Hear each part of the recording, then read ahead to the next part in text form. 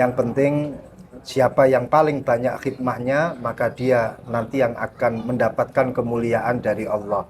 Amin. Didawuhkan man kasurat khidmatuhu wajabat alaihil karomah. Barang siapa yang banyak khidmahnya akan mendapatkan kemuliaan dari Allah Subhanahu wa Ta'ala. Amin, amin. Jadi bersama-sama kita berkhidmah Amin. dimanapun, kapanpun, dan jabatan apapun. Yang paling penting adalah kita berkhidmah untuk umat, bangsa, negara, dan tentunya untuk agama. Tapi banyak orang langsung mengeklaim bahwa media itu adalah sesuatu yang pokok. Apa yang ada di media itu sesuatu yang pokok. Sehingga apa yang muncul di media itu langsung dimakan mentah-mentah. Nah, ini juga jadi masalah. Sehingga saya pun juga mengajak kepada siapapun yang berkompeten ya untuk mengisi konten-konten positif di media sosial. Niatilah semuanya itu dalam rangka untuk berdakwah, tapi dengan catatan Gus, ya, dia harus kompeten dari sisi keilmuannya. Makanya dikatakan oleh Sayyidina Umar ibnul Khattab, tafaqqahu qabla an tasudu. Alimlah terlebih dahulu sebelum kau menjadi pemimpin.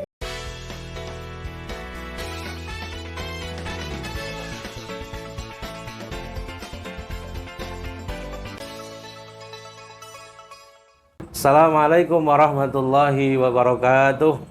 Waalaikumsalam warahmatullahi wabarakatuh. Bolong ngopi semuanya. Alhamdulillah kita kembali lagi pada podcast Dampar 9 Kabeh Dadi Padang. Bersama saya Muhammad Hifnil Mubarak. Pada edisi kali ini, edisi yang sangat-sangat istimewa, sangat-sangat spesial sekali. Karena pada edisi kali ini kita mendatangkan sosok guru daripada edisi sebelumnya. Edisi sebelumnya kita menghadirkan Ketua Tanfidiyah Bapak Haji Damzun Zaironi. Dan pada malam ini lebih spesial lagi, pada edisi kali ini lebih spesial lagi, karena kita mendatangkan sosok guru langsung dari beliau Ketua Tanfidiyah kita, guru kita, beliau Dr. Kiai Haji Reza Ahmad Zahid LCMA, atau biasa disapa dengan Gus Reza Lirboyo. Assalamualaikum Gus. Waalaikumsalam warahmatullahi wabarakatuh. Alhamdulillah pada podcast kali ini kita kedatangan beliau. Beliau selaku pengasuh Pondok Pesantren Al-Mahrusiyah Lirboyo, dan juga beliau selaku Rois Suriah, Gus. Katib Suriah PBNU. Dan alhamdulillah ini pembawa acaranya juga Katib Suriah, tapi jauh grade-nya di bawahnya, MBCNU Batang. Dan beliau ini sangat-sangat terkenal baik di dunia nyata maupun di dunia maya. Dan alhamdulillah beliau berkenan kerso untuk kemudian mampir di podcast kebanggaan kita, podcast Dampar 9 MBCNU Batang. Alhamdulillah niki Gus, di bawah komando beliau Bapak Haji Damzun Zaironi dan Mbah Ki Rozak, alhamdulillah MBCNU sekarang sudah mulai membuat podcast yang diberi nama Dampar 9. Masya Allah, luar biasa. Tapi sebelumnya kalau boleh saya koreksi, jadi Kiai Damzun itu bukan murid saya, jauh. Beliau itu, wah, karomahnya sudah di atas segalanya. Insya Allah beliau mendapatkan kemuliaan dari Allah. Amin. Diangkat jadi Ketua Amin. Tanfidiyah MWC. Amin. Nah, kalau saya ini dulu itu teman ngopinya beliau, jadi biasanya cangkruan ngopi. Kebetulan dulu satu kelas bersama dengan beliau, jadi ini termasuk juga sababan barokah daripada beliau, karena dulu pernah bersama dengan beliau, ngopi bareng, belajar bareng, sekarang ini saya bisa bersama dengan beliau dan bahkan diundang di podcast yang diasuh oleh beliau. Nah, terus saya koreksi lagi. Yang kedua, masalah Khatib Suriah itu kan ya hanya sekedar amanah dan jabatan. Panjenengan juga sebagai Khatib Suriah di MWC, kita sama-sama khidmahnya.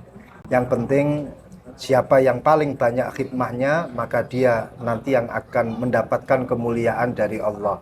Didawuhkan, man kasurat khidmatuhu wajabat alaihil karomah.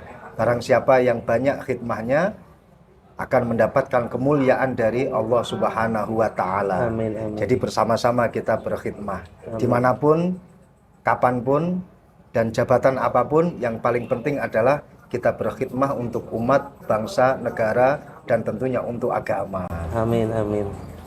Oke, terima kasih Gus, luar biasa.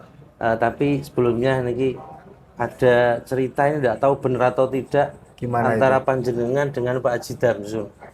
Ini ternyata diangkatnya beliau sebagai ketua MBC, leres napa Gus? Ada sesuatu dari panjenengan, ini cerita, tidak tahu ini boleh diungkapkan atau tidak ini. Nah itu dia, wallahu alam. Mungkin yang tahu Kiai Damsun itu sendiri. Tapi ya kita betul-betul mensupport sejak awal. Ketika beliau sendiri memiliki himmah atau memiliki semangat, kita dorong.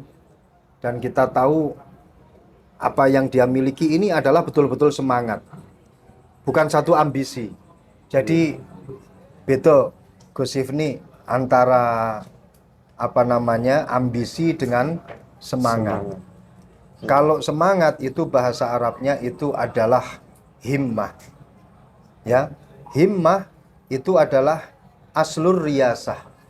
Himmah itu adalah pokok daripada kepemimpinan. Jadi ketika seseorang itu punya semangat untuk memimpin, ya, itu dia sudah di jalan yang benar. Berbeda dengan ketika seseorang itu punya ambisi. Kalau ambisi berbeda dengan himmah.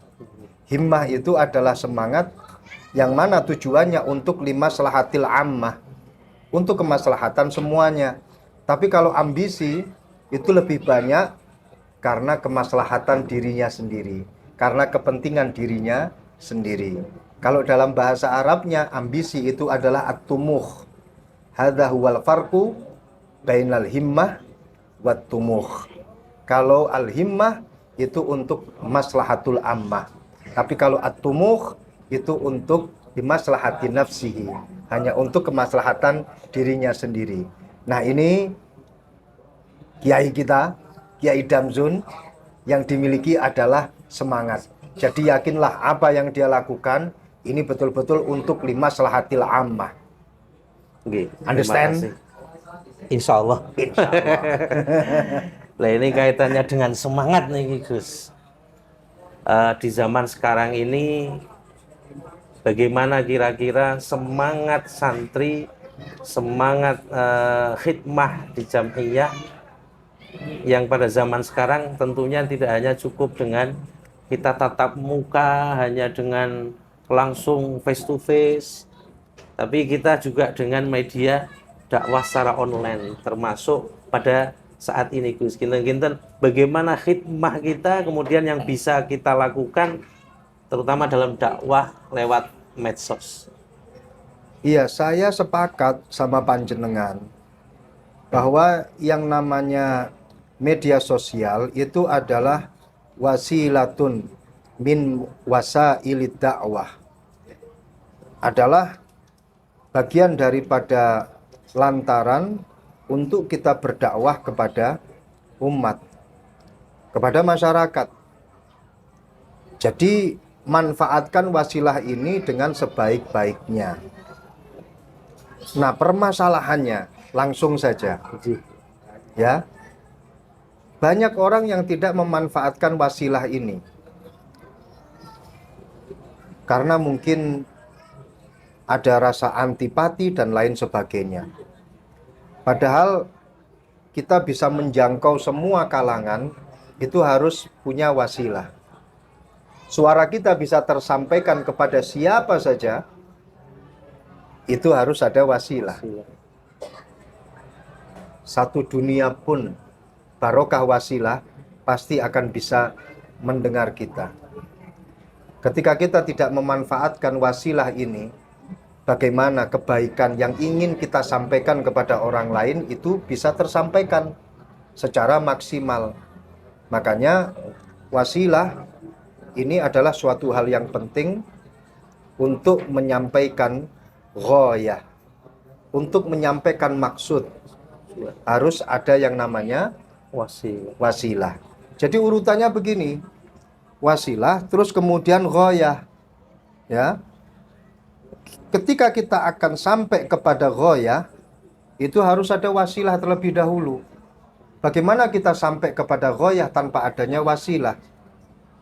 Ya, sama saja dalam masalah fikih. Ketika kita sholat, sebelumnya harus berwudu. Ya, kalau tanpa ada wudu, sholat tidak akan sah. Kan begitu. Ya, ini hanya ilustrasi saja antara wasilah dengan ghoyah.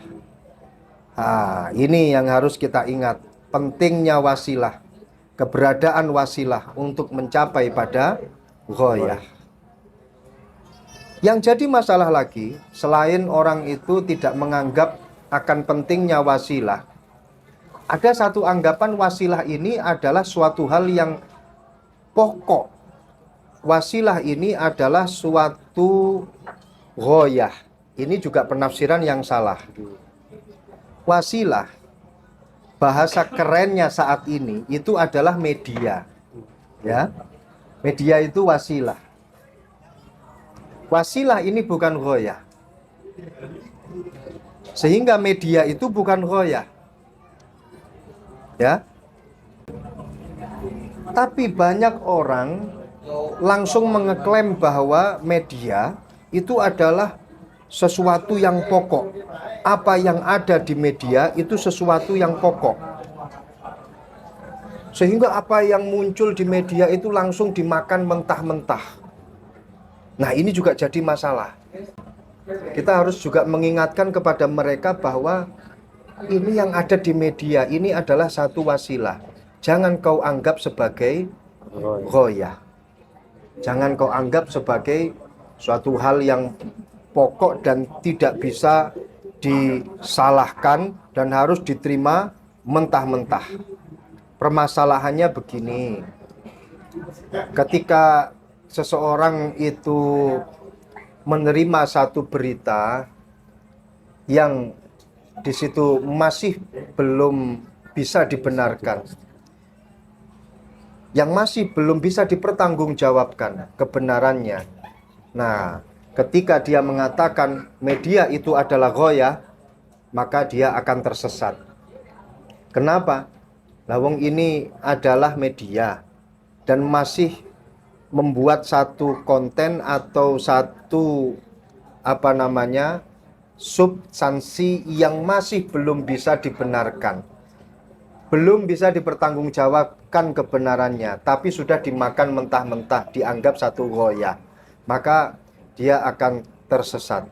Sehingga perlu ada tips bagaimana caranya kita ketika mendapatkan berita di satu media, terus kita harus melakukan beberapa mekanisme agar apa yang kita baca di media sosial ini nanti betul-betul kita rekam, kita serap secara baik.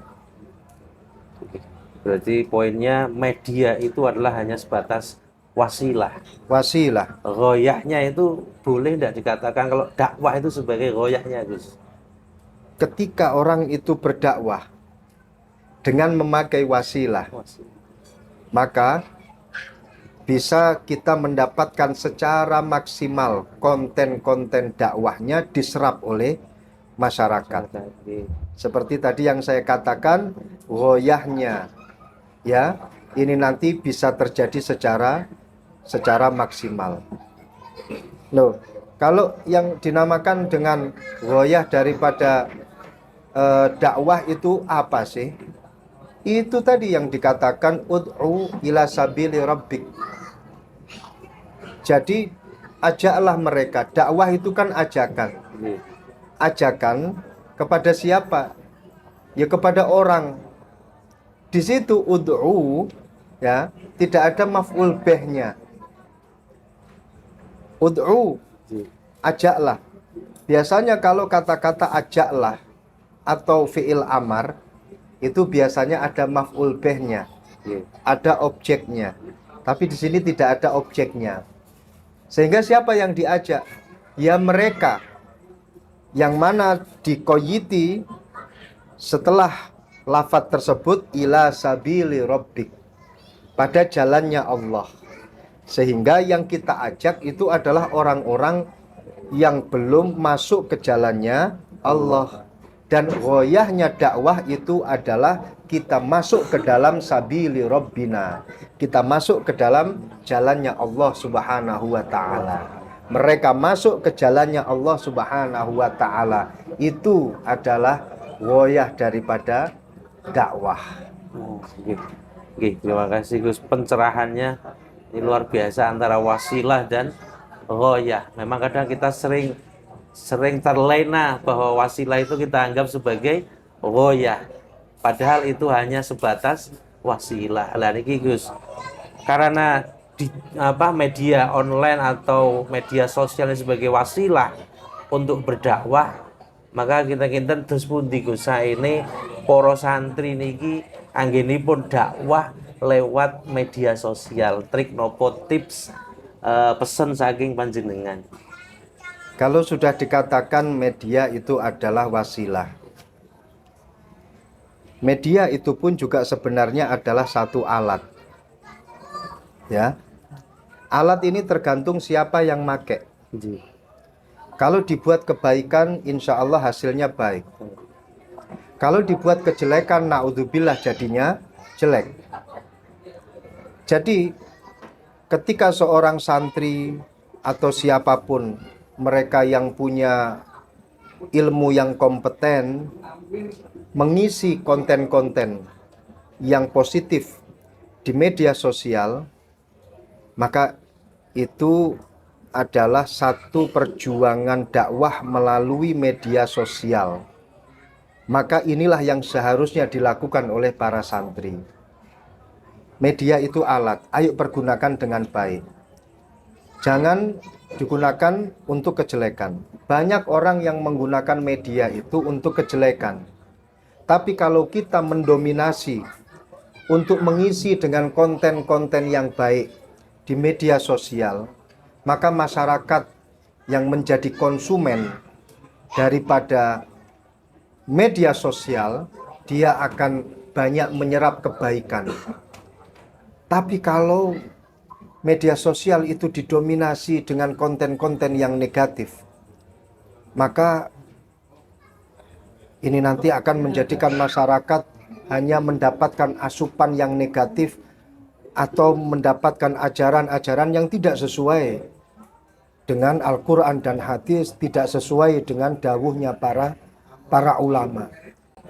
Sehingga saya pun juga mengajak kepada siapapun yang berkompeten ya untuk mengisi konten-konten positif di media sosial. Niatilah semuanya itu dalam rangka untuk berdakwah, tapi dengan catatan Gus, ya dia harus kompeten dari sisi keilmuannya. Makanya dikatakan oleh Sayyidina Umar ibnul Khattab, tafaqahu qabla an tasudu. Alimlah terlebih dahulu sebelum kau menjadi pemimpin. Kamu harus alim terlebih dahulu sebelum engkau mengayomi masyarakat. Jangan bikin konten yang kamu tidak paham. Jangan bikin konten yang kamu tidak mengerti. Yang harus kita berikan kepada masyarakat, kita harus paham. Gitu. Lebih-lebih kalau komentar, ya loh, janganlah komentar yang miring-miring ketika engkau tidak paham. Ini malah masuk ke dalam kaidah yang disampaikan oleh Al-Imam Al-Ghazali. Imam Ghazali itu pernah mengatakan, ya, lau sakata man la yadri laqallal khilafu bainal khalqi. Kalau orang-orang yang tidak tahu itu diam, wis ora usah kakean mulut, maka akan terminimalisir itu pertikaian antar masyarakat. Jadi dari sini, dari makolahnya Imam Al-Ghazali, kita bisa mengetahui banyaknya pertikaian, ya, itu dikarenakan apa? Dikarenakan ada campur tangannya, campur mulutnya orang-orang yang tidak tahu. Sehingga ketika mereka komentar tanpa dalil, komentar tanpa ilmu yang dia miliki, dimakan oleh orang-orang yang kebetulan tidak tahu juga, wes akhirnya dadi rawat. Soalnya campur tangan dan campur mulutnya orang yang tidak tahu, sehingga pertikaian terjadi. Maka nilai orang ngerti menengoai. Nggih. Nggih, berarti untuk kita dakwah di media sosial, modal yang paling awal adalah kompetensi kita, Gus ya. Kompetensi keilmuan. Oke, kita berbicara sesuai dengan kompetensi kita. Betul. Jangan sampai kemudian kita berdakwah lewat media sosial para santri, tapi mereka berbicara lebih-lebih berkomentar tidak sesuai dengan kompetensi mereka. Na'udzubillah min dzalik. Nah, ini mungkin bisa dipesankan Gus pada para santri agar semangat berdakwah di media sosial, dan juga sebagai pengingat kami para santri untuk memanfaatkan media sosial sesuai dengan kapasitasnya, sesuai dengan manfaatnya. Pesan-pesannya Gus. Ya, pesan saya, mari kita manfaatkan media sosial dengan sebaik-baiknya. Itu adalah satu wasilah yang mengantarkan kepada ghoyah. Kalau kita memanfaatkan wasilah atau media itu dengan baik, insya Allah ghoyahnya juga akan baik. Mari kita bersama-sama membuat satu konten yang positif, satu konten yang penuh dengan nuansa keilmuan, satu konten yang bermanfaat, sehingga apa yang kita lakukan ini menjadi ibadah. Orang yang membaca itu pun juga akan mendapatkan tambahan ilmu, dan sekali dia membaca, dia pun juga mendapatkan pahala karena dia juga melakukan ibadah. Oke, itu tadi pesan dari beliau kepada kita para santri. Ketika kita ingin berdakwah di media sosial, ya tentunya harus kita niatkan dengan niat yang betul-betul baik, sehingga kita bisa mendapatkan manfaat, dan mereka yang mengikuti atau menyimak atau melihat media sosial kita, mereka juga bisa mendapatkan kemanfaatan dari itu semua. Oke, dan sejujurnya pada malam hari ini atau edisi kali ini saya agak panas dingin, gitu. Karena sebenarnya tadi dalam niki alumni 2011 Gus. Alhamdulillah. Terakhir wisuda, Allah yarham bagi Imam. Bagi Imam Yahya Mahrus. Terakhir wisuda. Abah saya. Terakhir wisuda. Alhamdulillah. Dan berarti angkatannya kalih Kang Muhlison. Berarti diwisuda langsung oleh almarhum abah saya. Masya terakhir. Allah. Luar biasa. Ya berarti kita satu alma mater kalau begitu. Siap. Dan juga kita satu keluarga. Iya lah. Iya, cuman beda nasib. Jadi dzurriyyah itu ada dua. Ada dzurriyyah bin nasab, ada dzurriyyah bis sabab. Dzurriyyah bin nasab secara biologis keturunan seperti itu. Kalau dzurriyyah bis sabab itu karena ada silsilah dan sanad keilmuan tersambung. Jadi kita dua-duanya adalah dzurriyyah daripada guru-guru kita. Berarti kalau saya ngaku adik sakit Gus? Boleh lah. Kali niki terakhir Gus, sebelum ditutup, mohon doanya untuk Dampar 9 dari panjenengan. sebelum kita tutup edisi pada kali ini. Bismillahirrahmanirrahim. Kita berdoa bersama-sama, muga-muga Dampar 9 barokah, manfaat, maslahat. Amin. Amin.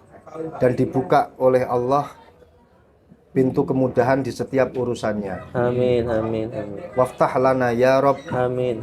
abwaba rahmatika. Amin. Waftah lana ya Rob Amin. abwaba hidayatika. Amin. Wa maghfiratika wa taubatika waghfir lana dzunubana Amin. wa kaffir anna sayyi'atina Amin. wa tub alaina Amin. innaka antat tawwabur rahim. Amin. Allahumma ij'al majlisana hada majlisan mubarakah. Amin. Waj'al majlisa Dampar 9 majlisan mardiyah. Amin. Majlisan mustaqiman ila yaumil qiyamah. Amin. Amin. Waj'al ahlahu wa man ta'allaqa qalbuhu Amin. bihi wa man intasaba ilaihi ij'alna wa iyyahum ya Rabb min ahlil ilmi wa min ahlil khair Amin. Amin. wa min ahlil Qur'an wa min ahli la ilaha illallah Muhammadur Rasulullah wa ja'alna wa iyyahum ya Rabb min ibadikas salihin wa minal ulama'i rasyidin wa minal ulama' al-amilina bi ilmihim. Hadza du'auna ya Rabb kama amartana istajib lana du'aana kama istajabta du'a sayyidina Muhammad sallallahu alaihi wasallam. Rabbana atina fid dunya hasanah wa fil akhirati hasanah wa qina adzabannar. Wa sallallahu ala sayyidina wa maulana Muhammad wa ala alihi wa sahbihi wasallam. Walhamdulillahi rabbil alamin wal afu minkum. Wassalamu alaikum warahmatullahi wabarakatuh. Waalaikumsalam warahmatullahi wabarakatuh. Terima kasih kami sampaikan pada beliau Dr. Kiai Haji Reza Ahmad Zahid LCMA yang sudah berkenan untuk mampir di Dampar 9. Dan sedikit Gus, ini merchandise dari Dampar 9 nggih. Dan nanti juga kalau teman-teman kepengen memilikinya bisa nggih, nanti bisa langsung ke admin. Dan saya Gus, Alhamdulillah. Mudah-mudahan Ini bisa saya buka ya? Nggih, Gus. Waduh, packagingnya luar biasa ini, keren. Wah, Dampar 9 kabeh dadi Padang. alhamdulillah, amin ya robbal alamin. Matur suwun. Insya Allah saya pakai. Amin, terima kasih. Tapi nggak sekarang. Nggih, Gus. Dan satu lagi, ini nanti bisa untuk menghiasi ruang tamu dari Gus Reza. Nggih. Di tamu-tamu kalau sowan Gus saged pirsa. Ini apa ini? Muk. Sama nggih, muk. Alhamdulillah ada tulisannya. MWCNU Batang. Wis, mantap, keren. Istiqomah ila yaumil qiyamah. Amin. Alhamdulillah. Oke. Terima kasih Sobat Ngopi semuanya. Demikian podcast kita pada edisi kali ini bersama beliau Dr. Kiai Haji Reza Ahmad Zahid LCMA. Wah, ya wis ora apa-apa. Sing penting jenenge. Oke, terima kasih. Sampai ketemu di edisi-edisi berikutnya, tentunya dengan tamu-tamu istimewa kita dan pastinya sangat menginspirasi panjenengan semua. Dan tentunya insya Allah Dampar 9 ini akan membawa nilai manfaat untuk kita semua. Dan akhirul kalam, syukron kasir ala ihtimamikum wal afwa minkum wa dumtum fil khair wal barakati wan najah. Assalamualaikum warahmatullahi wabarakatuh. Waalaikumsalam warahmatullahi wabarakatuh.